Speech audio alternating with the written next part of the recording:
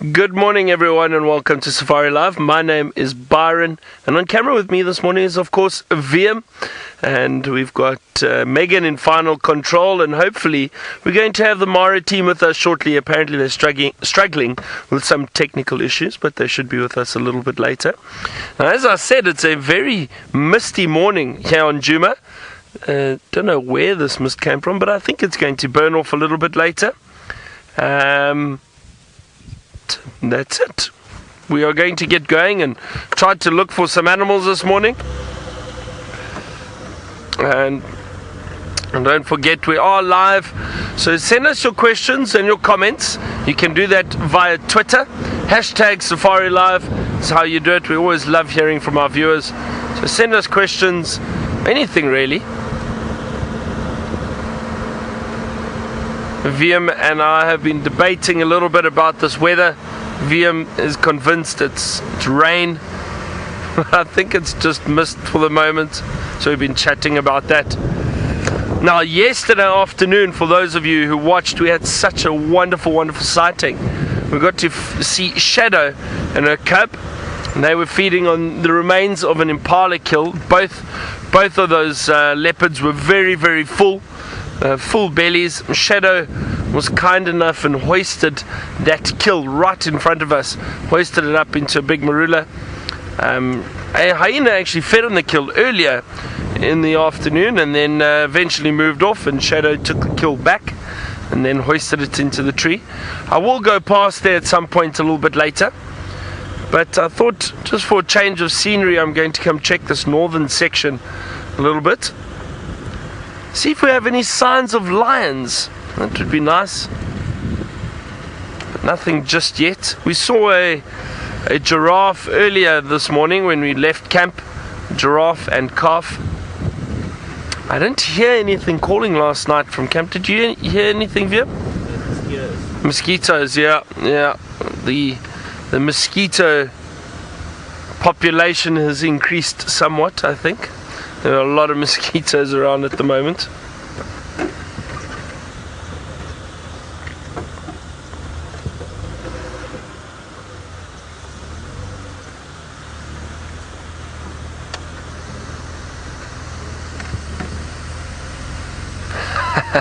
Jeff, you asking that question that I'm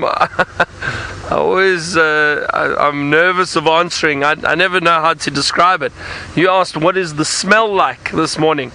Well, James is always much better at describing the smells. Jeff, so because there's a lot of moisture around at the moment, I wouldn't. How can you describe it? It's like that wet dust. VM says it smells like wet dust.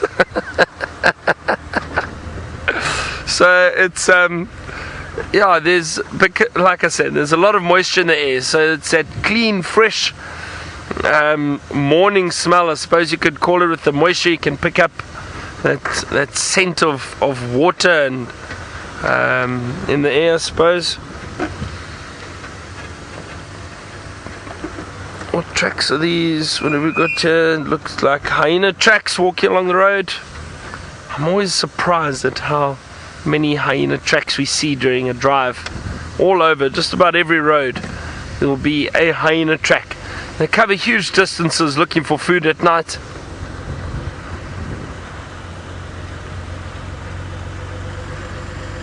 I'm just driving quite slowly, just having a look around, trying to see if there are any signs of animals moving through these areas. Haven't seen elephant for quite some time. Makes me sad. I miss the elephant. I always enjoy seeing them. Who knows, maybe this morning we have some luck.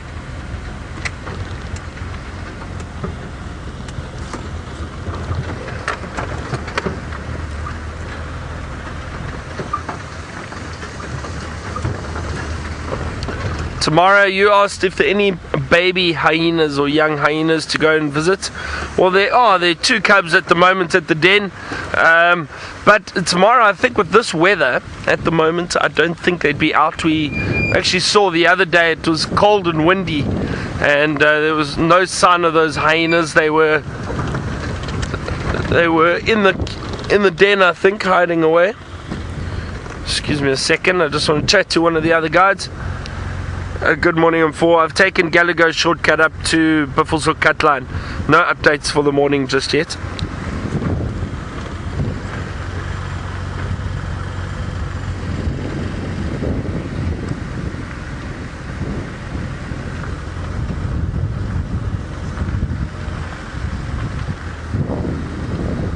Okay, copy that. Will you please let me know if that den site is active? Thanks very much. Okay, so someone else is going to go check their hyena den. Just while we're speaking about it, someone else is going to go check. They'll let us know if there are little ones running around. Maybe we see them later. We can go past there.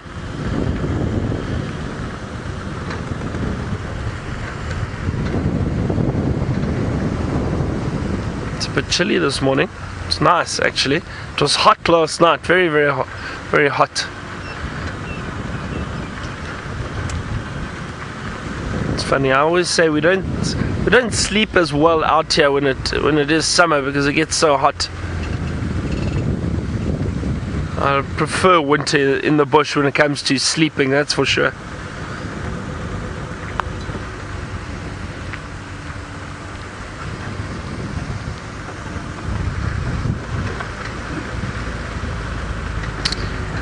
You might see VM wiping the camera from time to time. We have to because of all this moisture around. Heather, you asked what are the easiest tracks to identify?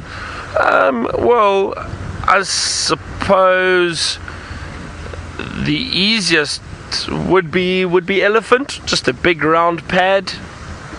Those I'm sure would be probably the easiest ones to identify. But Heather, it's funny, once you start spending time out here and you see the animals, once you start seeing the tracks, then it becomes easy to kind of identify the larger predators, I would say, like a lion or a leopard or a hyena. Once you've looked at the track once and they've been shown to you, I think it's quite easy to identify them after that.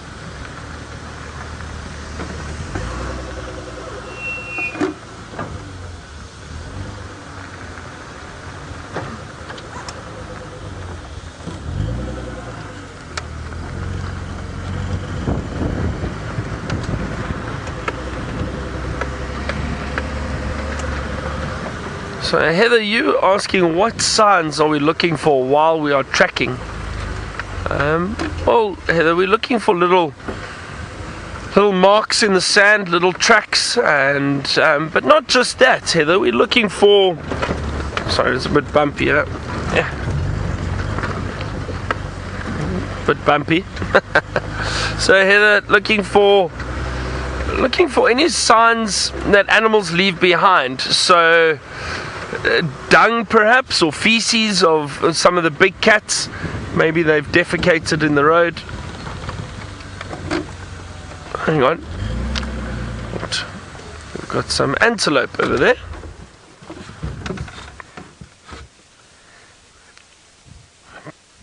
Two young male impala. Oh, there's a few more. There's a female. There's a big male. Now that big male looks about the size of that male that female leopard killed yesterday. Big horns. Always wonderful. And look, that female looks very pregnant. Look at that belly. See that? Now pretty soon we are going to start seeing impala lambs. I'm very excited for that. It's wonderful to see these little lambs running around. And you start, as soon as you see one or two.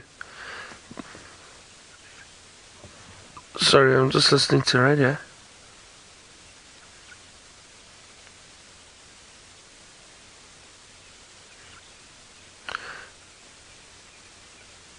So the as I said, with seeing one or two impala lambs, then within a week they're just everywhere, and it's wonderful to see those little lambs running around, being playful. So very soon, very, very soon. I think towards the middle or end of November, we'll start seeing all those lambs.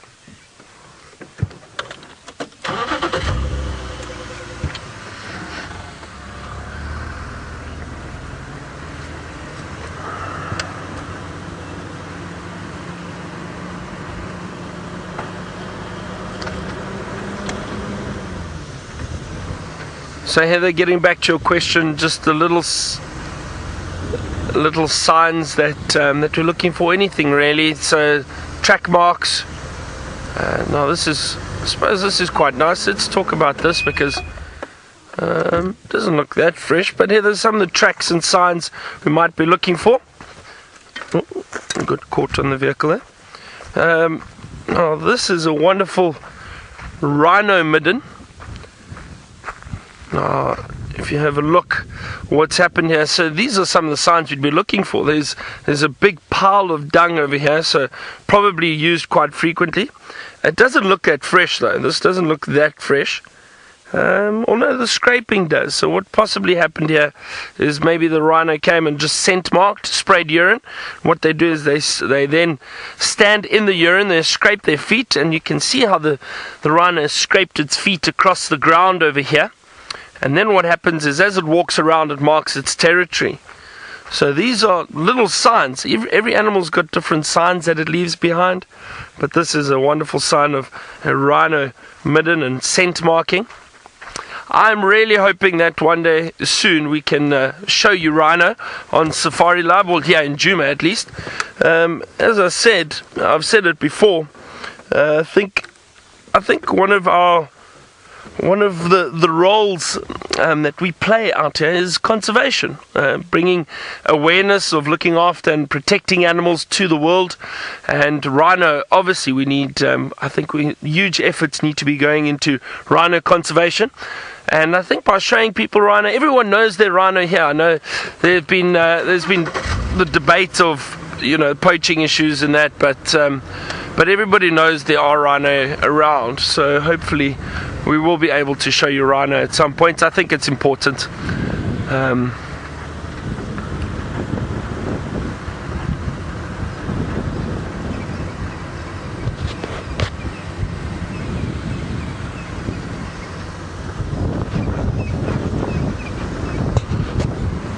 Laura Moore, you say that midden looks like it could make some excellent compost. Suppose it could.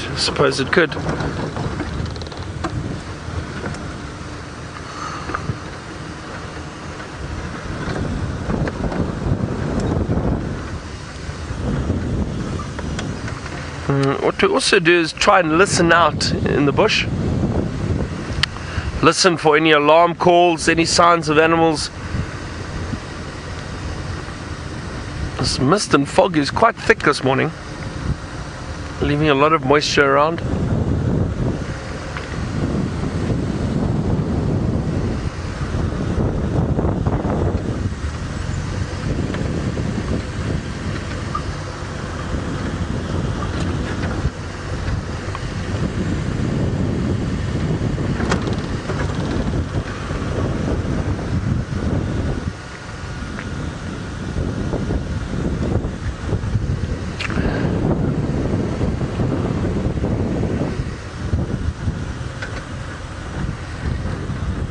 Ashlyn, you're asking how old some of these roads are, these main paths that we drive on. Whoa, some of them have been around for 10 or 15 years at least, if not longer.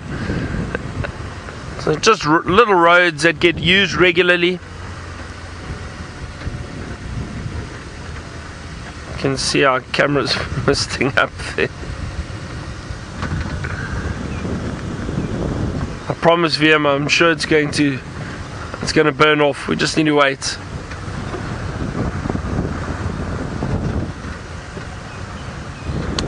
Apparently there's still some technical issues in the Mara, unfortunately, because I think it's Tayla, Jamie and Scott that are out in the Mara at the moment.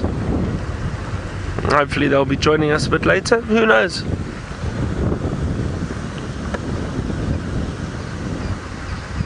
And Tristan will be on drive this afternoon again around Djuma.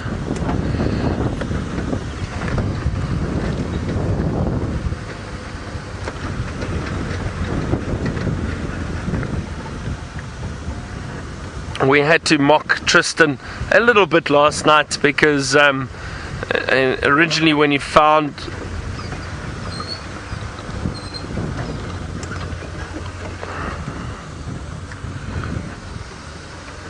sorry, I'm just listening to the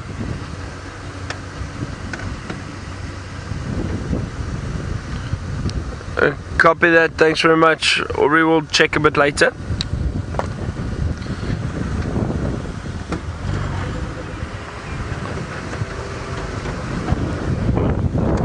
Sorry, I'm just listening.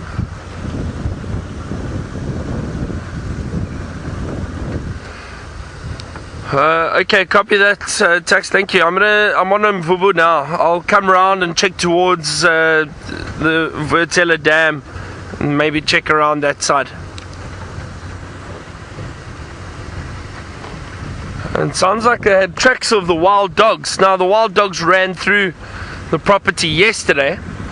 And yesterday evening, while we were sitting with the Leopard, someone saw the wild dogs running onto the property, so they could still be around. I'm heading back in that direction where they say the tracks were heading, or that, basically that general area, general direction. So let's have a look. Wouldn't that be a nice surprise? See some wild dogs. And the thing is, with this cool weather, I'm sure they're running around furiously at the moment. The wild dogs, as we know, cover huge distances looking for food. They'll just basically run down their prey, work as a pack, very efficient hunters. But you never know, we could bump into them. I find with wild dog the best, if you've got the tracks, it does help, but then generally just driving and hopefully bumping into them. As I was saying, we had to tease Tristan a little bit yesterday, just because he originally thought that it was an Inyala male that female leopard had killed, but it was a male impala. So we got books out and we said we can show him the difference if he'd like. We've got to keep each other on our toes out here. It's quite fun.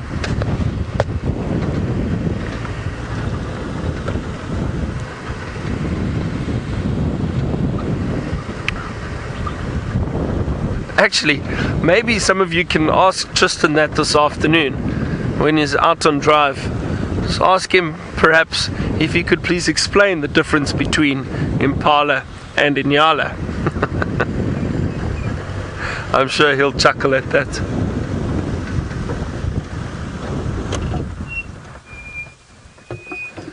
Now, see, the thing is, it's not... Sorry, I thought I heard baboons alarm calling. Hold on a second.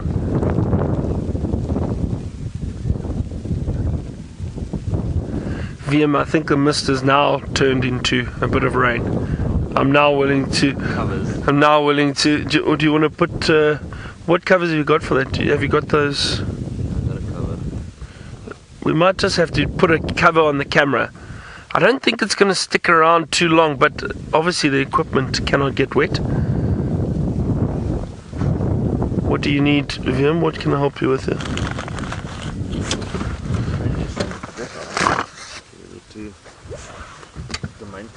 Now we need to use the big ones, eh? Yeah.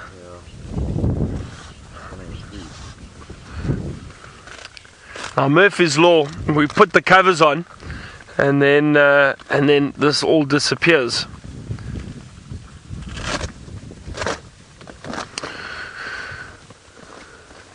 You want me to get those big ones out? Let's give it another minute or so. Okay, let's wait a little bit. Let's stick this on. Sorry everyone, could you just get these little covers on. Bear with us. See, unfortunately, the Mara team is still struggling with their technical issues, so you're stuck with us. But this is all part of the fun, I suppose.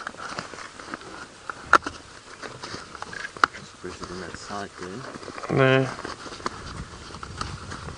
So you're getting a bit of a close-up this morning of us.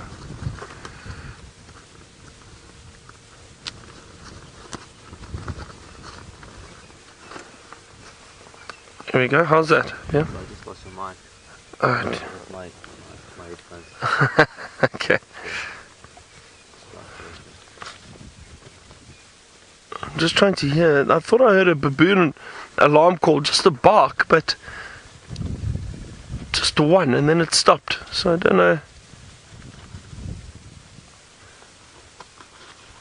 Maybe just baboons fighting. We know that they get like that early in the mornings. These baboons, they get quite aggressive with each other. Often hear them fighting and shouting at one another.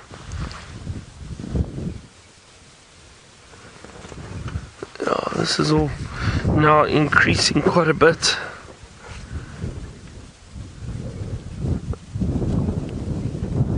This mist, the wind has picked up now too.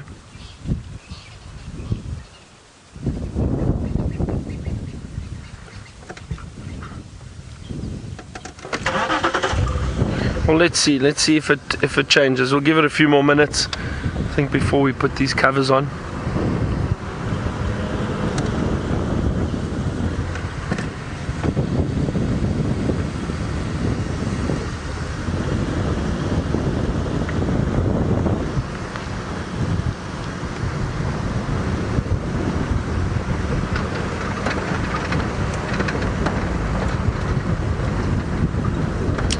No, we're okay, Megs.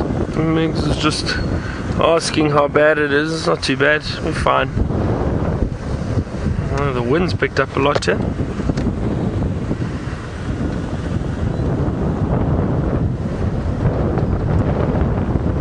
Now, Rick, you asked if it's safe to ride a bicycle along these roads.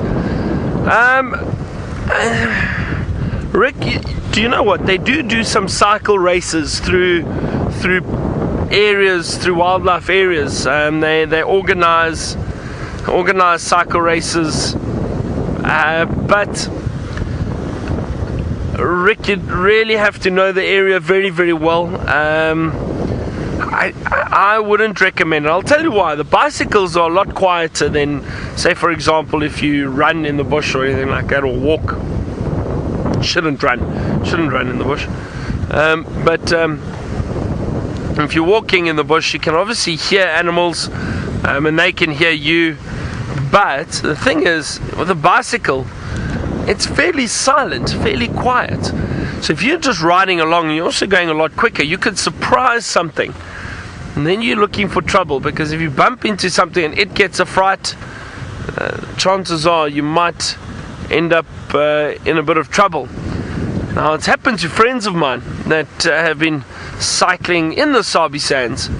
Went on a little bike ride, came down into a drainage line, and as they got there was a herd of elephant. They rode straight into them, and these elephant got so upset they literally had to drop their bikes and run and dart off into the thicket to get away from these elephant. And the elephant trampled the bikes. So it shows you've got to be careful.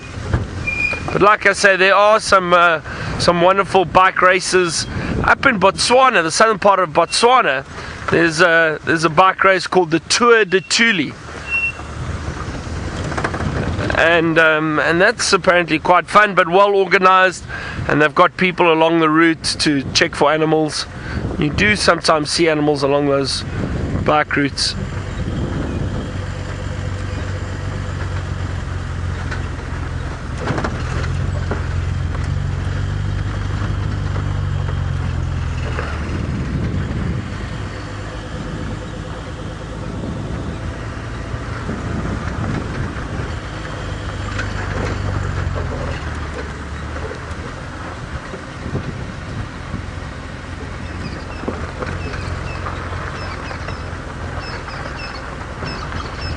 Now, Jamie, you asked if the cameramen have any animal tracking sighting knowledge. Well, I think it's safe to say that most of the cameramen have learnt a lot about tracking since they've been here. I know VM's very good at spotting tracks while we're driving. He'll be looking on one side of the vehicle, and it's always helpful to have an extra pair of eyes. So VM has definitely learnt a lot. VM, would you say, have you learnt it while you've been here, really, or? Yeah, no, nothing about tracking before I started. Is it? Okay, yeah, well there we go. Hyena in the park. Well there we go. So Vium says he didn't know anything about tracking before he started. Yeah, so most of the cameramen, I don't really think they've got a background in guiding or tracking or anything like that, but they learn while they're out here with us. And so Vium said he could track a soccer ball before he started. Yeah, that was about it.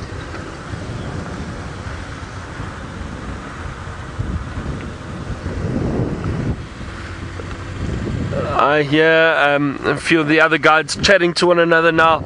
They're asking for elephant. Anybody has any sign of elephant, they'd like to be notified, because they're looking for elephant too.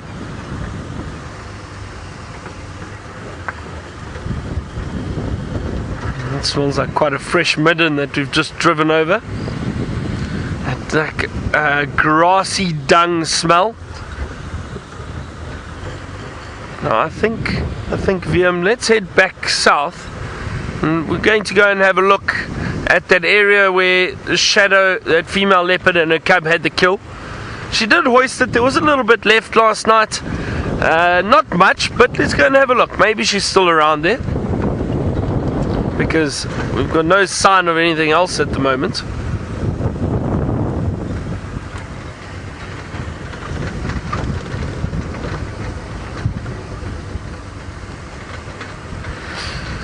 Scott, you asked what steps are required to become a guide. Well, Scott, firstly, okay, so let's take South Africa for example, because all the countries in Africa are different. They've got different governing bodies, different qualifications you need to guide. South Africa has got a very good setup, and I think the guides generally within South Africa are quite well qualified.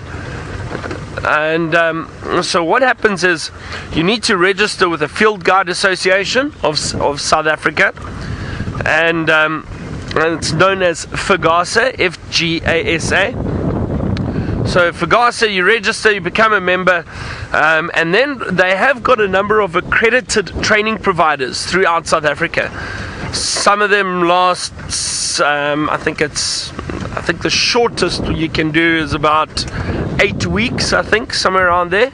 But that will be a full-time training course. Others you can do 6 months or a year, and that's to give you some basic knowledge on everything that is needed to know to be a guide. You then write an exam through them. So you need to study up on trees, grasses, birds, mammals, stars, reptiles, just about everything. And then you write the exam. Once you've written the theory exam, you then get practically evaluated. So somebody will go on a drive with you. They'll assess your guiding skills, how you interpret the bush to your guests. So that is then how you receive a basic level 1 guiding qualification, and with that you are then able to guide. There are obviously a few extra qualifications you need to get. So rifle handling is important. You need to know how to use a rifle, and again that's just a legal requirement if you're guiding guests to carry a rifle, but I do believe you should guide as if you're not carrying a rifle. Just makes you a bit more aware and a bit more cautious. And then there's also a private driving permit you need to get so that you can drive a vehicle with guests on it. That's just admin really, more than anything else. But that's all that's needed. So with the FGASA qualifications, you can also just do it self-study. You don't have to do a course, but it does help to get the practical experience and the knowledge while you're out in the bush. Easier to learn, I think. And as I said, the FGASA exams are coming up soon, this weekend. Saturday they are writing, so guides all over the country, some new that are going to be writing level 1 for the first time, some that are writing other levels, level 2 or level 3, more experienced guides. They generally do 3 exam sittings a year, so this is the last one for the year.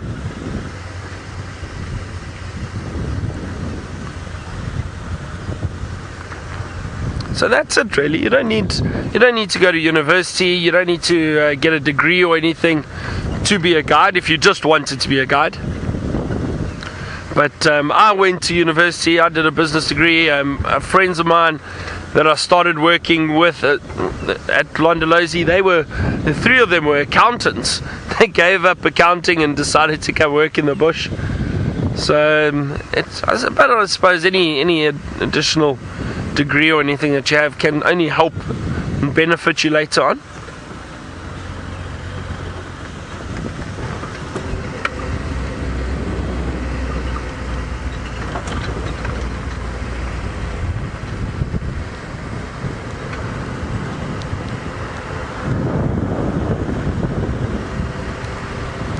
Very quiet this morning. It seems as though all the animals are hiding away because of this weather.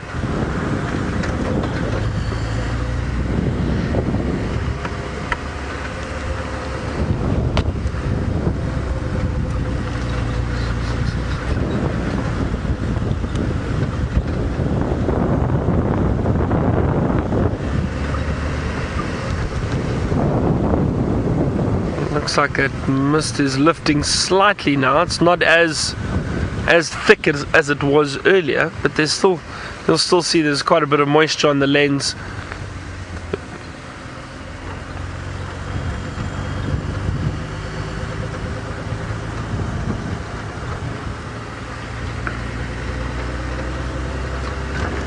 I haven't had any sign of those wild dogs. I'm not sure where they went.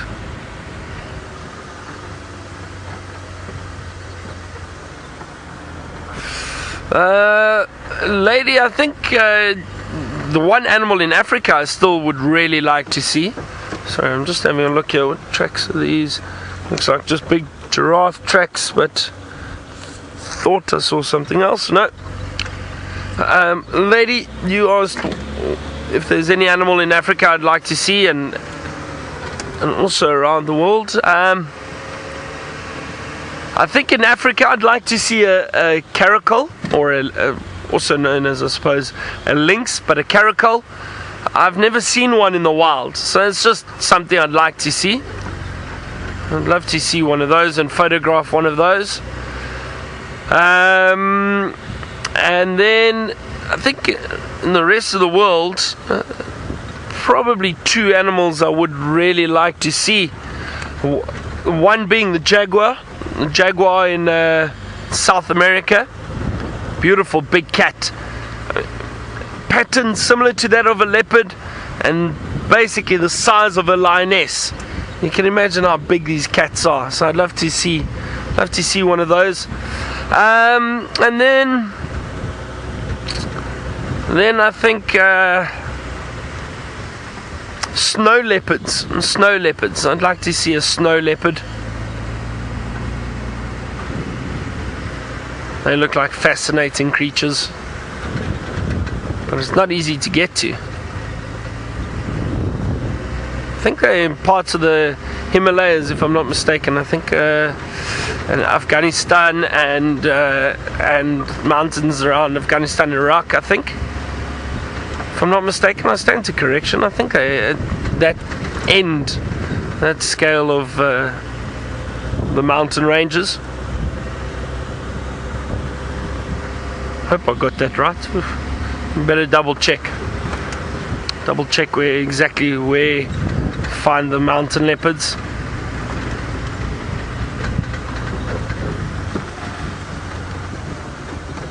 Some hyena tracks along the road here.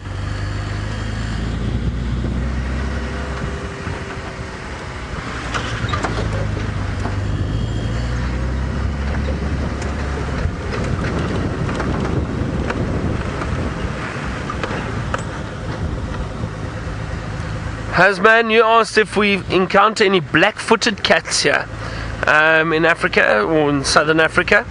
Now, not in this area. We don't get the black-footed cats here. It's a small little cat, and I'll show you all an image of one quickly. Let me just show you in the book. Now, we don't get them in this area. I have seen black-footed cat though. but they are quite rare and very secretive. Look like little house cats. Let's see. I'm just trying to think. I think the black-footed cat in this book, it's got it referred to as the small spotted cat. That little one, look at that. Beautiful, beautiful little cat. I have seen it, but down in the Eastern Cape. So you can see house cat size. So down in the Eastern Cape in the Kruger, that's an area down to the southeast of South Africa. Sorry, I've seen one or two down there. We do get these African wildcats though, and just high up you can see that's the African wildcat over there. And we do see these beautiful cats out here, but also not very often, very secretive. They're generally nocturnal. I had a wonderful sighting of an African wildcat not too long ago. I was guiding guests in the Kalahari in the northwestern part of South Africa, and we saw a group of meerkat. Now we don't get meerkats out here, but we saw a big family of meerkat running around, and the next thing they got to this bush and they were all standing together basically as a family and mobbing something in this bush, and we had to look around. We couldn't see what it was. We initially thought it might be a snake. The next thing, this African wildcat ran out with a kitten, and this wildcat and little kitten ran away, and these meerkats managed to chase them off, which was interesting because I know African wildcats will hunt meerkats from time to time. Now don't be confused with the name, the meerkat, not related to the African wildcat at all. Meerkat is actually closely related to mongoose species.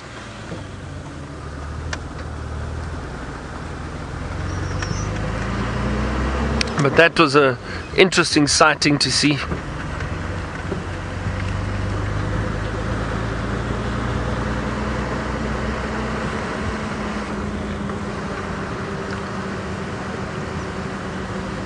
So I'm just listening to these other guides at the moment.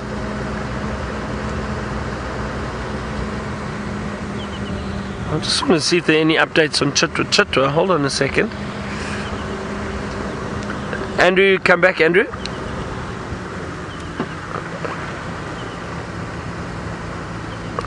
Sorry, Andrew, I think I spoke over you there. Andrew, come back. Good morning, Andrew. I'm well, thanks. And you? Andrew, just any updates around Chitwa this morning, please?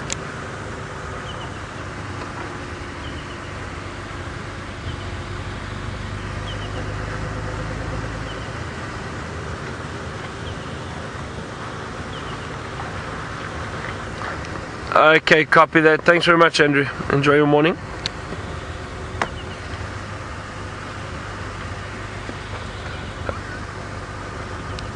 Andrew, she did hoist the remains of the knock. A hyena came in and did steal most of it, but she did hoist some of it. I'm actually heading into that area now to go and have a look. I'll keep you updated.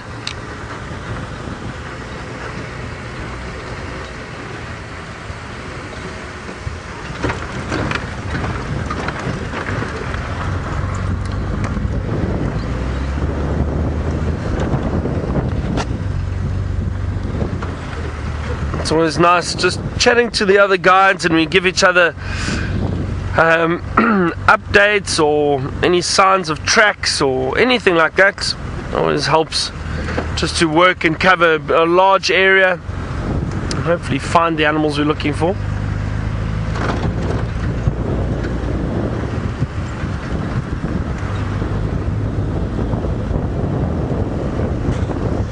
So, Ginger, the different levels of guiding, you were asking about the levels of guiding. So, as I said, it goes up to level 3. But the different levels don't necessarily allow you to do anything different. All that it means is you've got more experience and a better knowledge, hopefully, of guiding. So overall knowledge, scientific knowledge, the higher you go in level, just the more intense the questions become, and you really go into quite a bit of detail about a lot of things. So that's all that means. However, there are additional little qualifications that branch off of that. So the Trails Guide, now the Trails Guide is a separate qualification. What that is that's obviously a walking qualification. So you need to get a full Trails Guide qualification to be able to guide guests on foot in a Big 5 area. So that you need to write a theory exam for that. You also need to be practically evaluated, but then you need at least 100 hours guiding experience on foot before you get that full qualification. Because that you obviously have to be very careful of. You've got a lot of guests with you. You're responsible for protecting them. You're on foot. You don't have the safety of the vehicle. It's a very different experience from driving guests around. So that, and then I think basically the elite qualification would be SKS, which is Special Knowledge and Skills. So that is just a qualification that was created for guides that have been guiding for a long time, and I think tracking is involved in that, and there are a lot of, if I'm not mistaken, I think there are a lot of different assignments you need to submit, and it changes every year. Some of these qualifications change to keep up with new standards, so it does vary from year to year.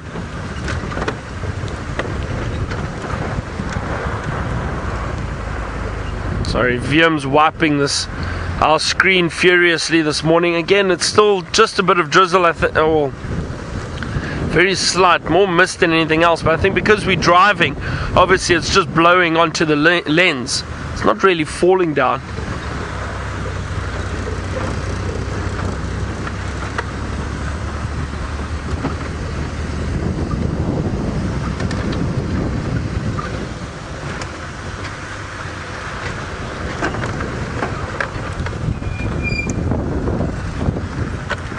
Seems to be a lot of giraffe tracks around this morning.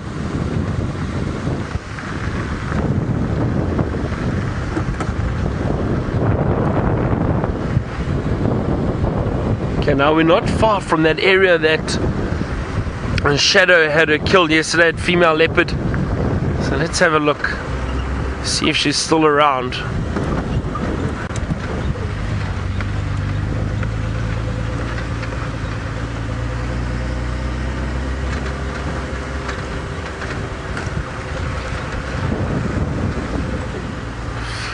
Well, it sounds like one of our friends in the Mara have joined us. So let's go across now to Jamie, who's in the Mara, and see what she is up to. I'm assuming she's in the control room and maybe watching those dam cams, river cams. Good morning to all of you and welcome to the Sunrise Safari. My name is Jamie, and this morning Craig is on camera with me, and we apologize for our late start. Alex and Martin on the tech side in the Mara have been beating off gremlins left, right and center, which is why I'm on this road actually. I wanted to go and check for the injured buffalo, but you know, such is life. So we're going to take a long way round and go and check the injured buffalo. And for those of you that missed the sunrise and the sunset safari yesterday, there's quite a dramatic story of a female buffalo who's hurt her two front legs. One of them I think is broken, the other one I'm not sure.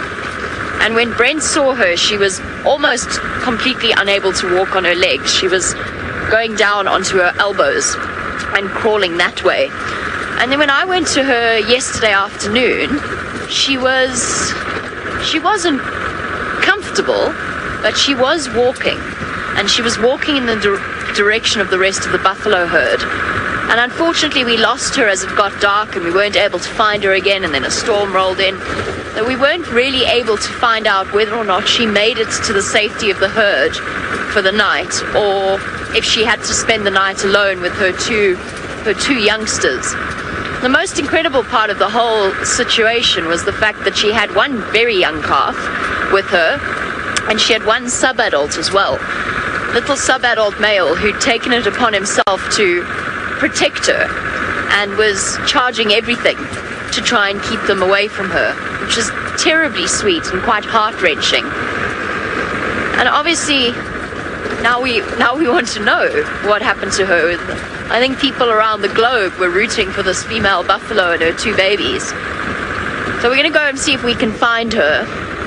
When we left them last night, the whole herd was unfortunately in quite a bad signal area.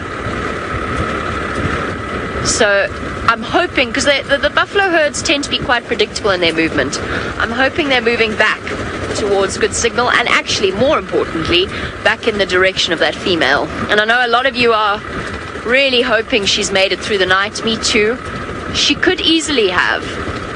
If she stayed hidden, excuse me, if she stayed hidden, if she stayed with her head down and curled up in a bush somewhere, she could have made it, provided a predator didn't find her. And I mean, you know, that's pure circumstance, it's pure luck. Lions wandering through, they could easily have missed her, provided she stayed quiet. Or else she made it to the safety of the herd. We don't know. We're going to go and try and find out.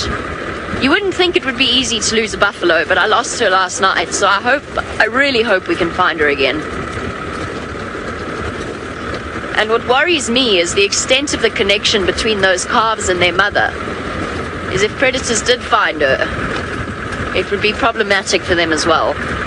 I'm really, I don't know what we're going to go and find this morning, but I'm hoping it's a happy ending, or at least a happy middle, because she's still got to heal up for those injuries if she survived tonight.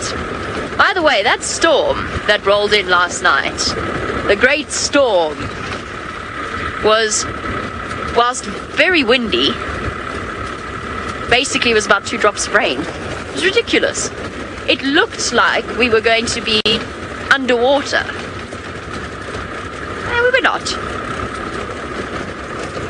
Alright, well, we've got some exciting news. It's not just myself out this morning. I know that yesterday we had the dramatic tale of the 4 cheetah males missing the 5th. Let's go and find out whether Scott has any plans to go and catch up with them.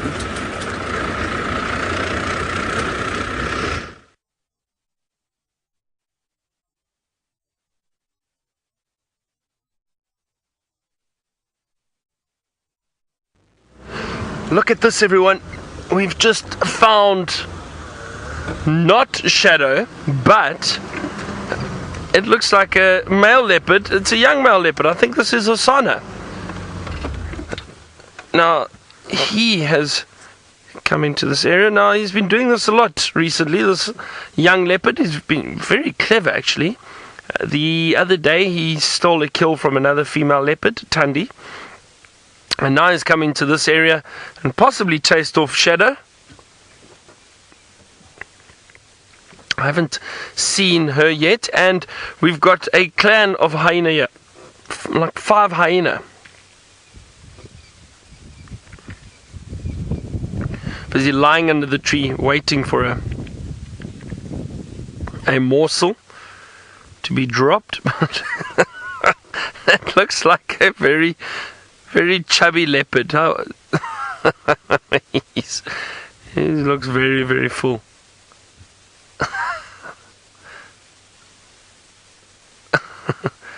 Look at that. Oh, this is wonderful. This is wonderful.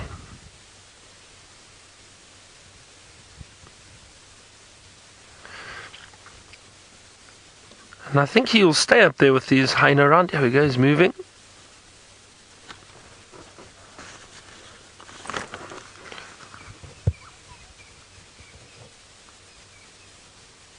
Oh, it's a beautiful view. Look at him. He's resting his head on the branch.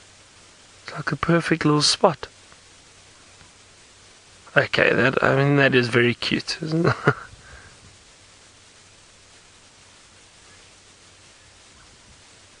Well, look at that. Started off as a quieter morning, and now things are happening for us.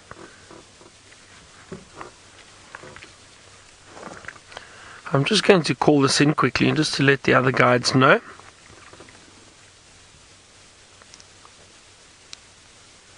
stations we've located on young male leopard, just in that same position that Shadow was in yesterday.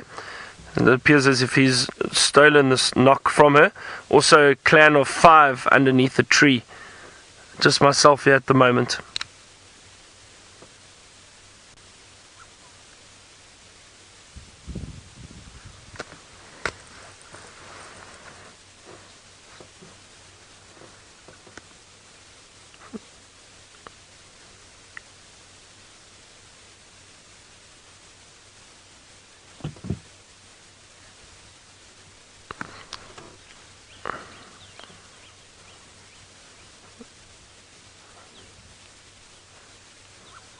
Oh, it's such a wonderful view of him.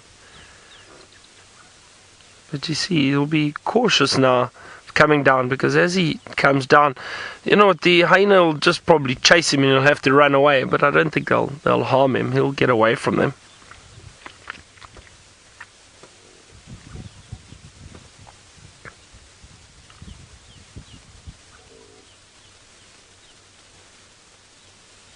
There's one hyena right under the tree.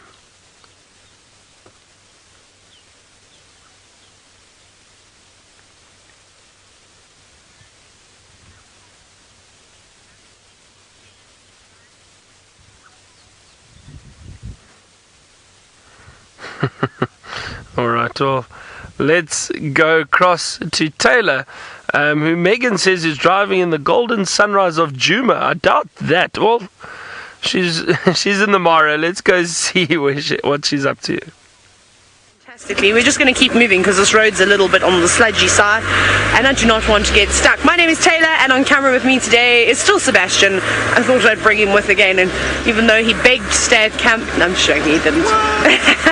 Talking absolute nonsense. Remember, this is live, this is interactive, it's happening right now. Hashtag Safari Live on Twitter, or you can chat to us via the YouTube chat. Now, it's beautiful out this morning. We've actually seen a couple of lions, which we'll hopefully put on screen maybe a little bit later again.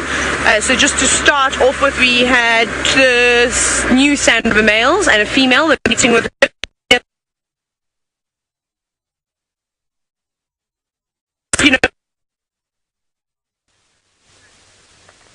Oh dear, well, it sounds like Taylor's got some technical issues there, but don't worry, now we've got something to show you. Just calling one of the other guides in so they can also enjoy the sighting. But again, look at the agility walking around. There's not much left of that kill. Now let's see, is he going to come down? He's watching the hyena. The hyena hardly blinked. They didn't move. Oh, he's coming right past us. Hold on. But that belly is very, very full.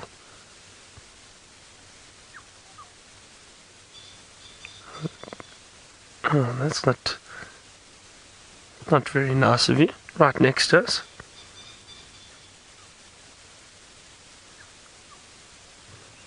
Is a beautiful young male leopard, this.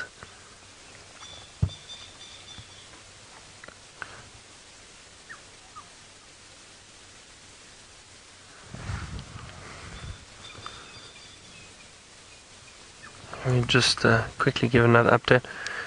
Good morning, Henry. We've got Hosana in that position where Shadow was yesterday. He's just climbed down from the marula. There's also about 5 hyena around here. Andrew's going to be joining me shortly, so just the two of us here.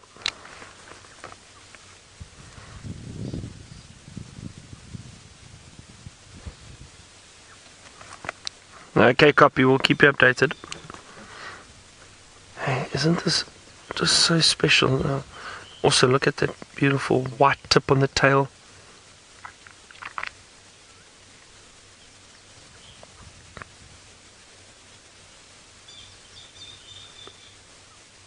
Can hear a Koki Franklin calling furiously close to us. But it just shows you how interesting this is. The hyenas aren't phased by this leopard, Sorry, let me move out the way there. He's very close to us. And the leopard doesn't appear to be too phased by the hyena. Now I wonder if he's going to climb back up into the tree. He's heading back there. If that hyena turns around, he may scramble up the tree quite quickly.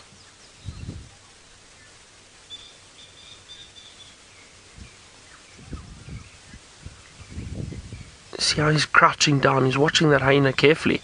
Hyena is quite a bit bigger than him, actually. Now he's just lying down there. Yeah. You asked if this hyena could seriously harm him. Look, hyena are very powerful. And if they did manage to bite him, yes, they could cause some serious damage. But I think he'd be quick and agile and probably get away from them before they could cause any harm.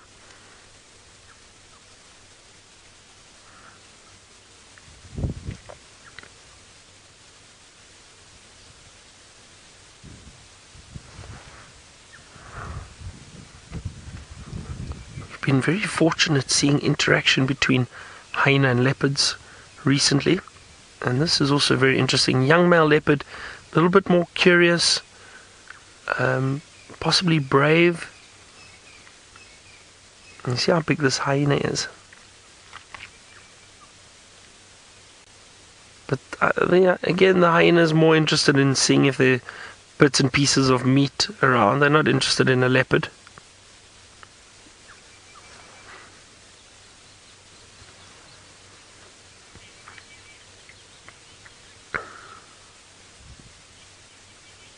Gillian, you say Hosana's being very nonchalant about these hyenas. He is to an extent. I mean, he jumped down. I honestly thought that perhaps one of the hyena at least would react to him jumping down, but they didn't. Not at all. And yeah, he doesn't seem too phased by them. He's lying down, just watching them. You see, also, it's probably more comfortable for him to lie down on the ground now with that big belly, that full stomach of his.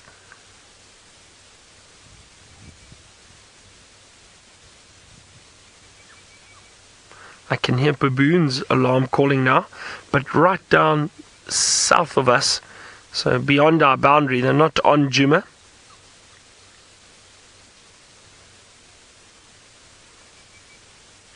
Let's see, what is he going to do?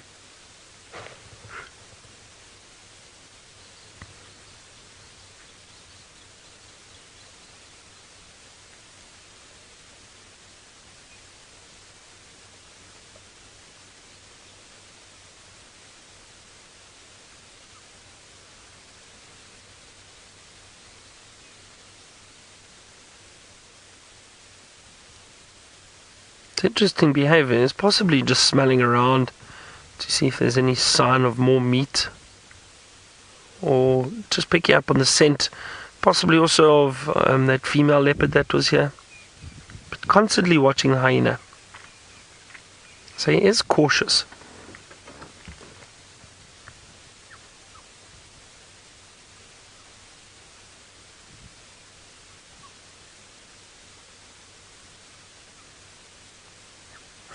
This is interesting. He's now kind of slinking around.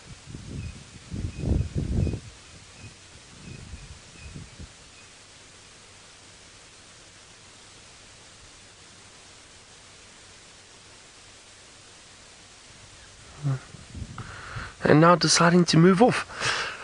Well, this is interesting. I don't know if he's decided he's had enough.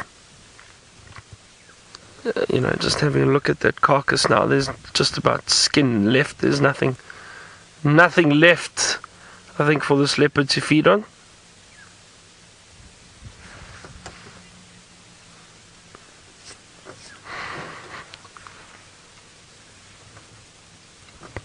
Dr. Hyena, you asked how many of these hyena are here.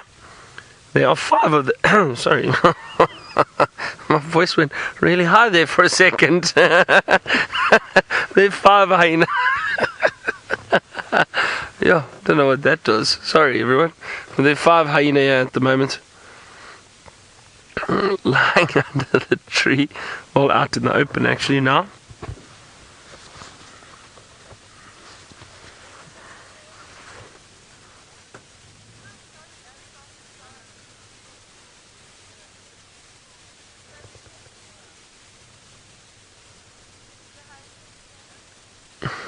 Some guests just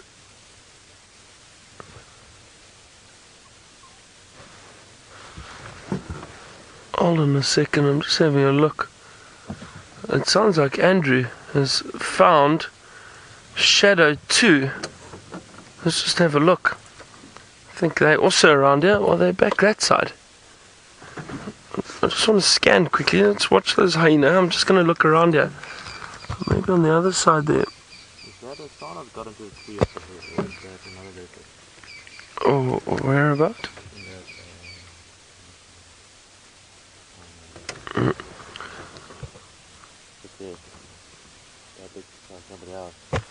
Do you see? Look at that. Look at that. Well spotted. Yeah, there. I see her now. Well spotted, Liam. So that's Shadow over there, and I think the little youngster is behind us somewhere. I can't see her now. I think she's behind us somewhere.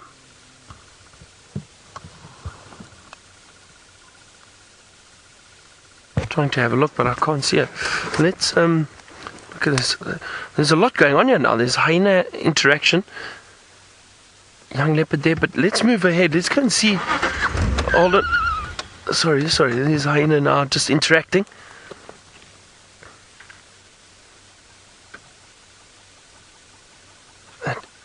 You might have heard that shriek from the hyena.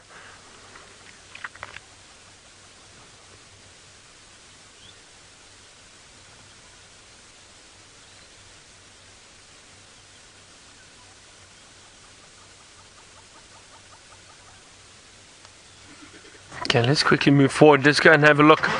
See how Shadow, that female leopard, reacts to this young male. I think he's over there. Can you see that? Oh, one hyena's being chased there now. Further back here? Yeah, just here. Hold on, let me move forward. Is that alright? There we go. Well spotted. Yeah, so that's the little cub that's in the grass behind us. So Andrew spotted. Copy that. I can see her now. Thanks, Andrew.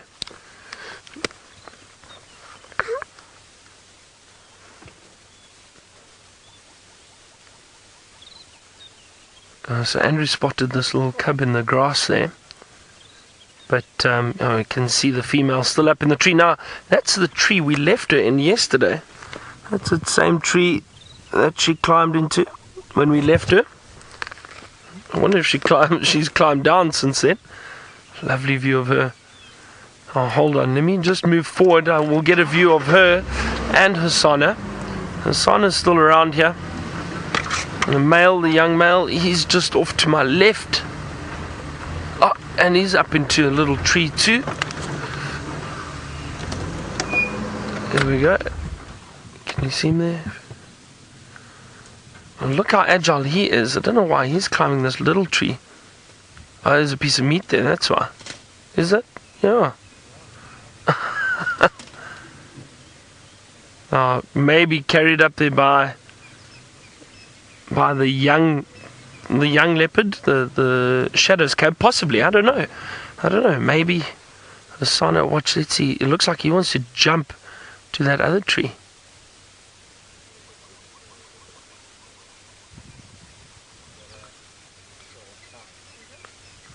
No, he's coming back.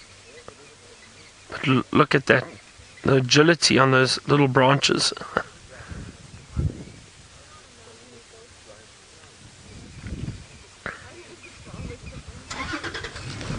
Sure. Well, this has turned into an amazing sighting. 3 leopards now, 5 hyena. And Hosana is now walking up this little branch, or fallen over tree.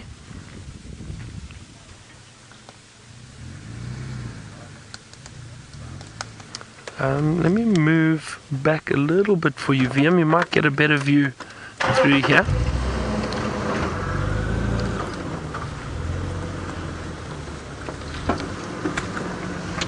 How's that? Maybe you can see the young male a bit clearer. There's Hosana. Wonderful. Feeding on bits and pieces, and then Shadow still up in the tree at the back there. There we go. She's watching him carefully. Amazing. Just amazing. He dropped whatever it was he was feeding on there.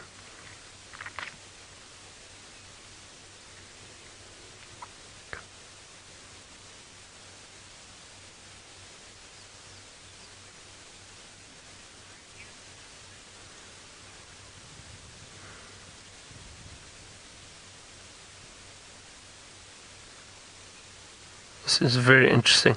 So, as I said, while we were sitting, or when we got into the sighting with the young male, we saw him up in the tree. He was out in the open, very, very clear. And I said, I'm not sure where Shadow is, if she's still around. And it always, if there have been leopards in the area before, we've seen the last few days, it's always worth having a good look around, scanning the area, even driving around a little bit, just to see if they are still around, because the chances are they are. Now, where we were sitting, we actually couldn't see Shadow initially, and then when we moved, VM spotted her up in the tree, and Andrew spotted that little cub when he drove in to come join us.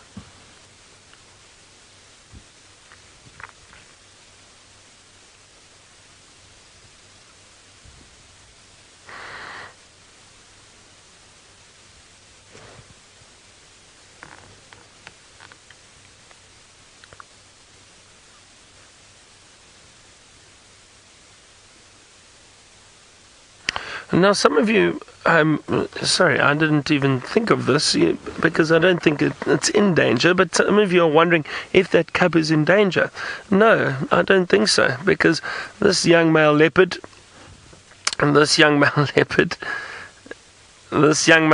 is, well, he's young, and he's just interested in the food. He's not interested in cubs or anything like that, and this 10-month-old female, he might just be curious. Maybe there was a bit of interaction, but I don't think the cub's in any danger at all, not from Hosana at least. A hyena is approaching behind us. It's going to walk past, I think, just left of the vehicle. There it is.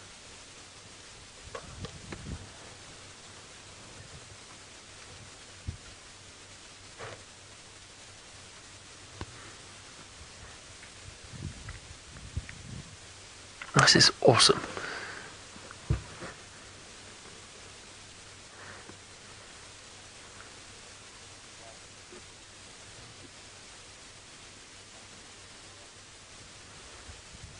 I was trying to move behind that termite mound, but I think he's...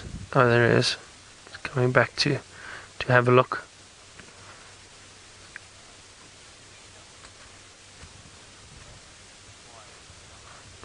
It looks like he's just he's exploring a little bit, or having a good look around. There seems to be pieces of meat all over the show.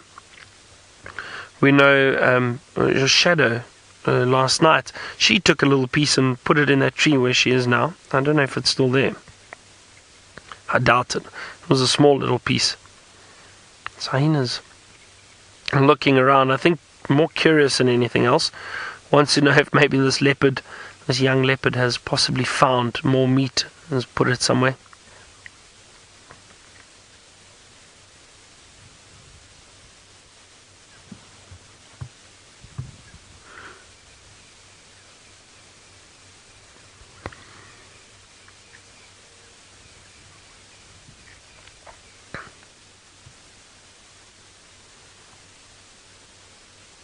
That's Hosana again, still moving around here. It's amazing, just about every direction we point the camera, there's something to look at. Hyena, young male leopard, female leopard in a tree, young female leopard, cub, 10-month-old cub.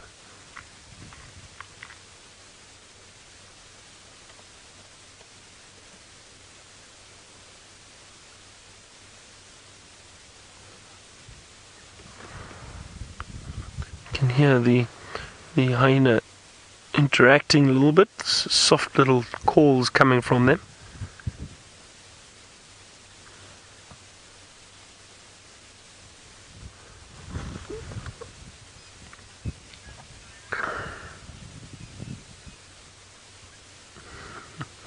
This is such a great sighting. Okay, I think I'm going to sit here and spend some time here this morning, see what unfolds. Let's go across to Jamie in the Mara and see what she's up to. Would you look at that? We were on our way to go and see if we could find the buffalo, and I took what was sort of a shortcut, a long shortcut, and look who we discovered lying up in the grass, having a marvellous sleep in the morning sun. I'm almost tempted to join them. They look so comfortable, especially after the sort of the morning chill is slowly but surely dispersing. It just looks so cozy. Very drowsy morning for our lions. I have no idea which female this is. I would assume that she's a Magoro, but I really don't know. I have absolutely no idea. I do know that I have seen this male before. And the last time I saw him, he was feasting on a dead hippopotamus not far from where we are sitting at all. Obviously, he's very easily identifiable given his age and the fact that he has a collar on him. Now, for our new viewers, that collar is placed there by researchers in order to keep track of lions. And it's very common to see them on young males because the young males are the ones that disperse. And, of course, they are the ones that are most likely to become the victims of human and wildlife interaction. They're the ones that move outside, and they tend to be, because of the sort of the pressure from older males, they tend to be the ones that wander onto the outskirts of reserves and, of course, then come into contact with people and livestock. So that's why he has a collar on. It's to track his movements. He is not alone. Well, obviously he's not alone. There's a female there. But the last time I saw him, he was all on his own as far as I could tell, and we spoke about the fact that he usually is seen with another young male. This time, the other young male is over there. So he's here, and there's a balloon. A balloon landing, actually. Here it goes. It's going to be a nice, gentle landing this morning. Down they go. And typically the landings are dictated by... Oh, hold on. Sorry, Craig. Mating.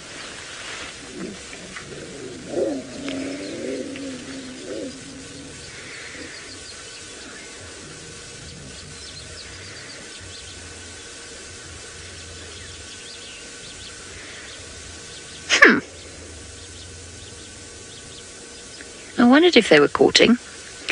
That was enthusiastic on her part.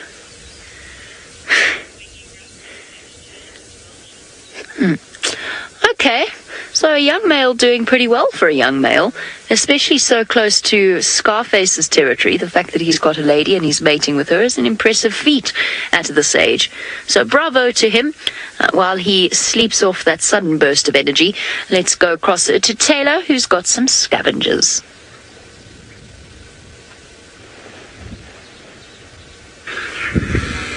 Hello again, everybody. My goodness, we have been fighting and battling gremlins like you cannot believe. Now, I'm not sure how much you got from the last time that you saw us, but we're now watching vultures battle over a carcass. Turn it up, I think, I'm just going to say hello to you again. But basically, we give you our plans very quickly, and then we'll watch the vultures harass each other. So we just left some lions that were fast asleep, but there were wildebeest making their way in that direction. A couple of dips to cross, so maybe this afternoon that would be quite exciting. We could see a hunt of 3 young male lions, and we're starting So we're going through all these little valleys, and there are just thousands of wildebeest around us, which is very exciting, and they all seem to be heading in the direction of the river. But unfortunately, one of the wildebeest did not make it. I think it's a wildebeest. It doesn't look like a particularly big one. Could also be a buffalo calf. There are just too many vultures in the way to actually see what's going on. But very, very cool. Now, I'm going to sit quietly for a minute because I want you to hear the dinosaur-like sounds that the vultures make when they frenzy over a carcass.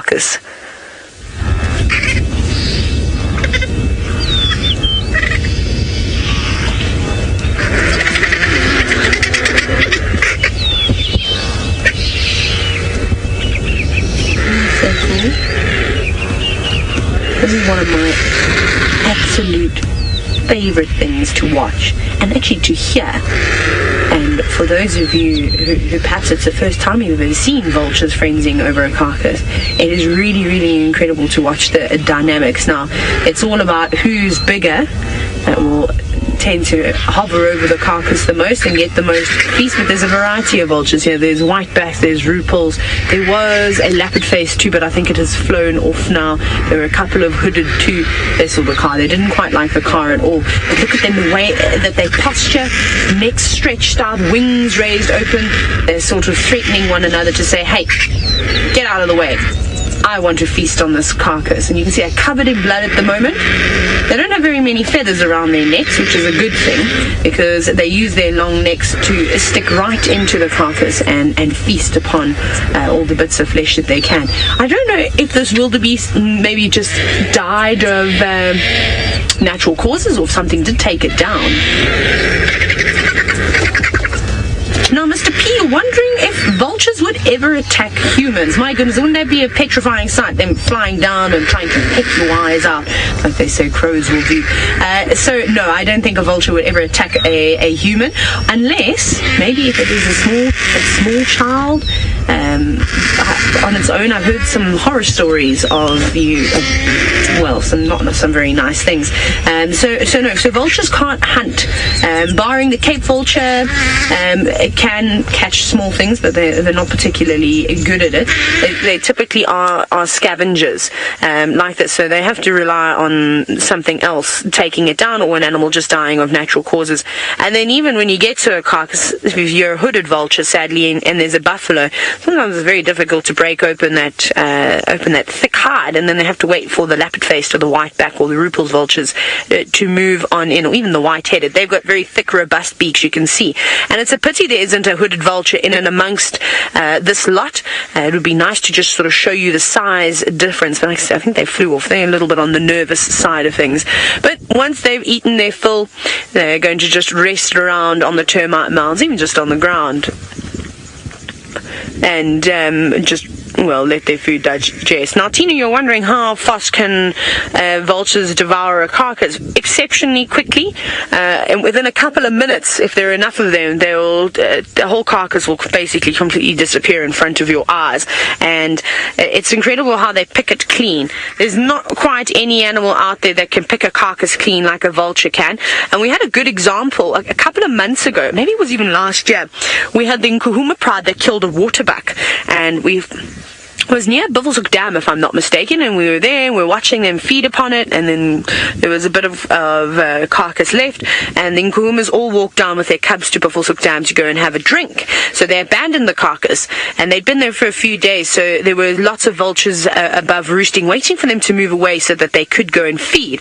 Well, they didn't waste any time. Maybe you can actually, if you remember the sighting, you bring some screenshots, because we did some before and after shots, if I remember carefully, and it was a couple of minutes that we were gone for, and I said, let's quickly race back and see if we can get those vultures feeding. By the time we got there, they'd already picked the carcass clean. There wasn't even any flesh left in between the ribs. It was outstanding. So, Tina, it is incredible how quickly these creatures can clean up, and it's so important that we have them around, because the longer you have carcasses and things laying about, the more disease and bacteria there is around. So hyenas, vultures, jackals, they're very, very important to the ecosystem. Of course, lots of animals scavenge, but like I said, nothing quite cleans up a carcass like a vulture does. And I think they're pretty happy this morning.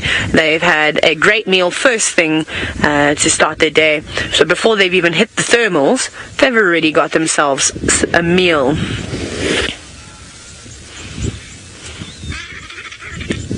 Now, Mr. P, I'm wondering if you can tell the difference between male and female vultures. I have not been able to. I think there's much of a muchness. I don't think there's any prominent sexual dimorphism. But what we'll do is we shall open up an app, my trusty mobile app.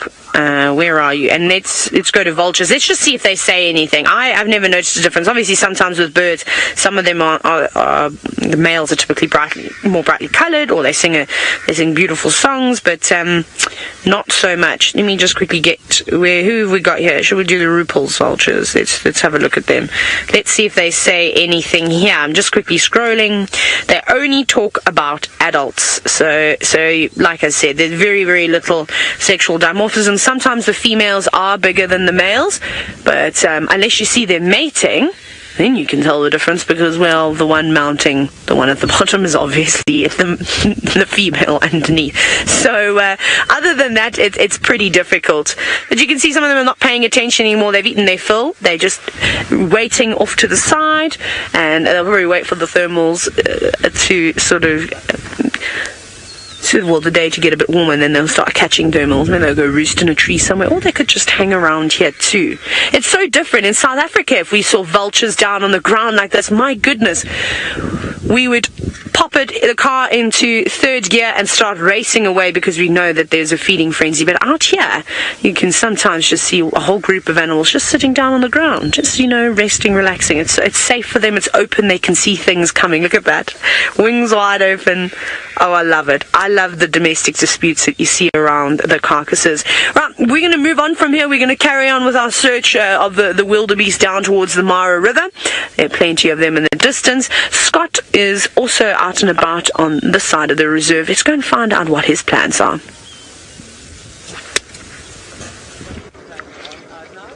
Hello and good morning again. Sorry, the last time you joined me, we didn't have any audio. And basically what myself and Ferg, who I'm teamed up with on camera today, are hoping to achieve is to be able to try and track down the Musketeer coalition of cheetah. Now, up until yesterday morning, there were 5 male cheetah. Yesterday, there were only 4, 3 of which were limping. So they must have run into something. We're not too sure whether it was another fight with another cheetah or another smaller coalition, maybe smaller but older and wiser and more battle-wise. Lion, hyena, it could have been a number of different things. They could have had an internal dispute, although I don't think that would have been the case. But who knows? Maybe you throw a lady into the mix and those 5 would have had a go at one another. I've just been chatting with one of the researchers. We're trying to desperately work out where the remaining 4 that we know of have ended up. We've worked the area where they were kind of heading in towards last night, just before we lost them. And really, really looking forward to trying to piece together this puzzle. I sadly think that one of those cheetah is no longer about. I could be wrong. It's just my gut feel. And, yesterday evening we spent quite a lot of time with one of the individuals who was certainly more distressed than any of the others. And he was calling out desperately. He left the remaining 3, went quite far away from them, calling in search of, desperately trying to find what I guess would be his brother that he would have come into the coalition with, and that's why he's obviously missing him and searching more than the other individuals who are possibly not related to the missing one. Anyway, some interesting stuff has happened out here. Sadly, we don't know exactly what's going on at the moment, but it'll be just a little bit of time, I guess, until we can establish and know for sure whether one cheetah has in fact died. It must be said that about a week or 2 ago, this coalition of 5 males did actually kill one younger male, a 4-year-old male, in one of the surrounding conservancies. So there has been a lot of action with the cheetah, and who knows, maybe we can expect a lot more. I'm going to be doing my best to try and work out where they are, and if not them, maybe some other cheetah will be around until they pop up. The good news is you're going to be heading off back to Byron with what sounds like an incredible sighting down south in Djuma. And is indeed, Scott. It's a wonderful, wonderful sighting, and I know you'd love this sighting just as much. Now this is Shadow, that female leopard, beautiful female leopard up in the tree at the moment. And she's got her eyes on Hosana, I think. He's behind us. We can't see him from where we are at the moment. He's kind of just behind a termite mound. She's just, I suppose, enjoying the view. She's watching the young male leopard move around. She's watching a hyena move around. She's got a perfect spot there.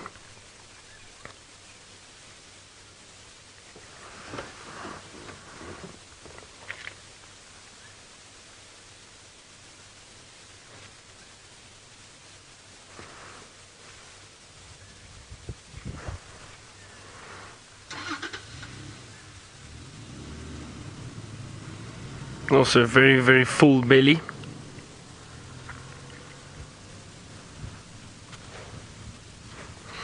So I'm very glad all these leopards got to feed on this kill.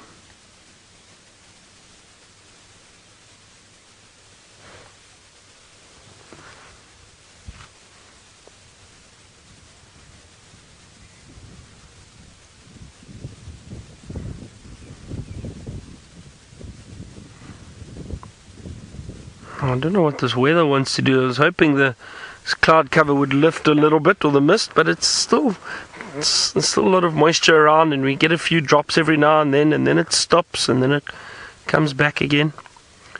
You can see that very grey sky behind this female leopard. But have a look, she's chosen one of the only marulas here that's got some green leaves already. So it's a beautiful picture. Oh, wow.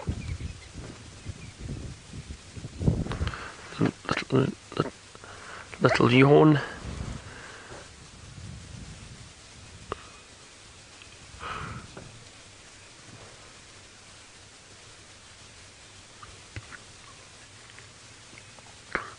Oh, Laura Moore, he said, such a pretty picture it is. It is. This would also be wonderful for photographers.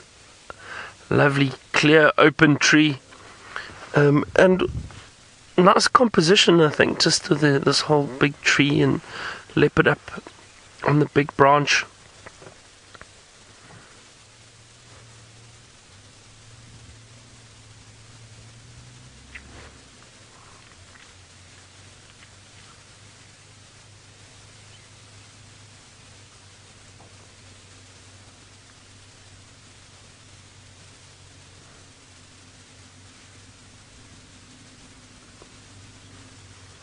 Again, it's peaceful now. It's settled down a bit. The hyena chase each other once or twice.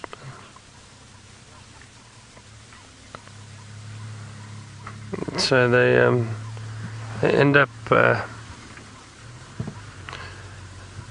Those hyenas chased each other once or twice, looking for some bits and pieces of food. But then they settle down again, and the leopards have all settled down. So.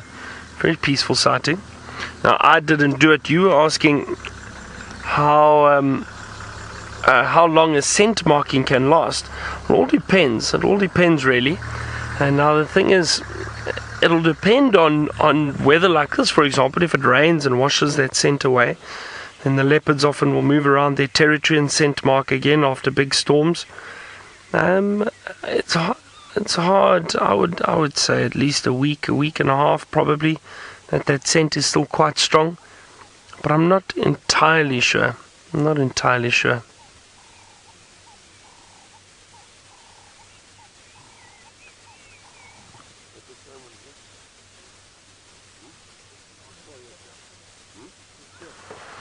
And you can see she's resting very nicely up in that tree.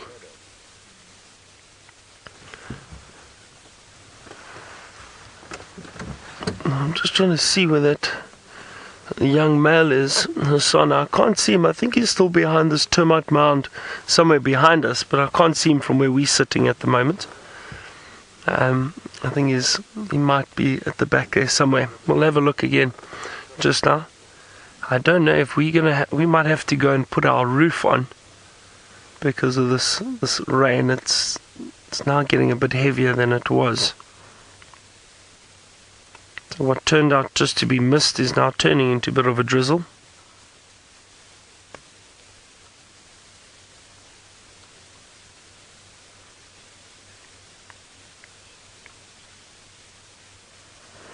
Now I'm quite jealous. It sounds like Jamie has found one of the animals that we've been looking for. She's got a large pachyderm she'd like to show you.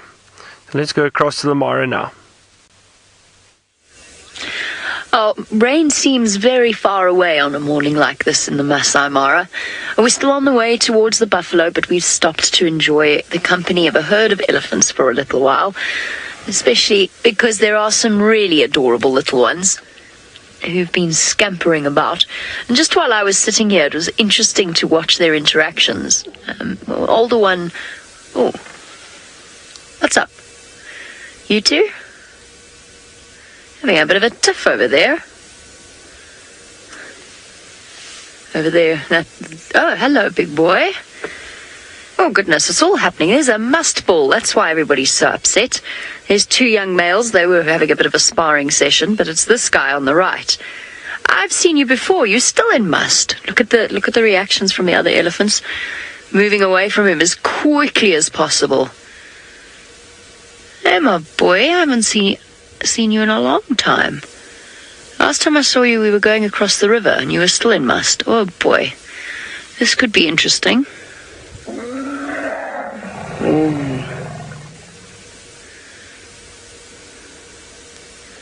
I wonder if that female's in estrus. He's definitely pursuing one female in particular. And a male in must has only a few things on his mind, one of which is to push over trees to make himself look big and scary. I think the other we can all guess. Oh, shame, that poor female. She's desperately running away from him. Hold on a sec, we're going to reposition.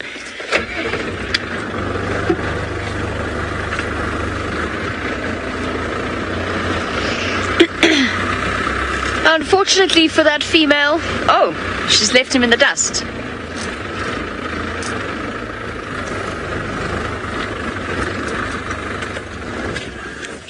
She's off. She's home and dry, so to speak. She's managed to get away from him. His attention was his attention was diverted by a very tasty-looking tree, which he stopped to eat. I have not. I mean, it's been five months now in the Mara. I have not seen that many bulls in must. Obviously, they go into must, and obviously they are around and they're in must. But I haven't seen that many of them, and in fact, this chap is the only one that I've seen in the height of must. He must be coming out of it now. So for our new viewers, must is basically a period in a male elephant's life that they go through relatively regularly. The older they get, the less frequent their must cycles become, but the longer they last. And it becomes a time of heightened testosterone. They secrete heavily from those temporal glands. At the absolute height of must, their face is drenched. You can see he's dribbling a little bit. And then they also dribble urine at the height of their must cycle. You can see he's a little bit of crusty white stuff around his belly. At the height of must, that turns green and slimy. And they give off a very, very distinctive odor, and they walk in a very distinctive way. Now, I think he's on his way out of must. You can see he's no longer dribbling much, either from his temporal gland or from the other side.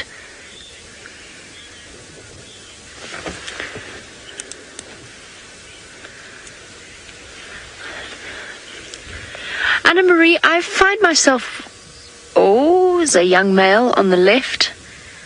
It's attracted his attention, but I think that young male's just going to move off. Anna Marie, you want to know why... Oh.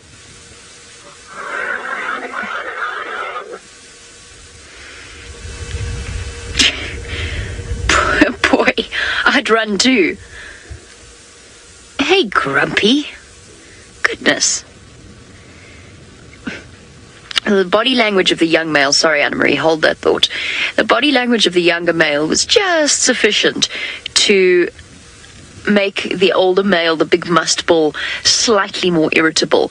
So the young male walked up and he was displaying his full size, and that is often a sign of dominance within elephants, and it was unfortunate for the young male because it was very silly of him, and it immediately attracted the attention of the bigger male. And it just goes to show how clearly body language is playing a role in their lives all the time, and they're watching each other constantly, especially when there's competition for females.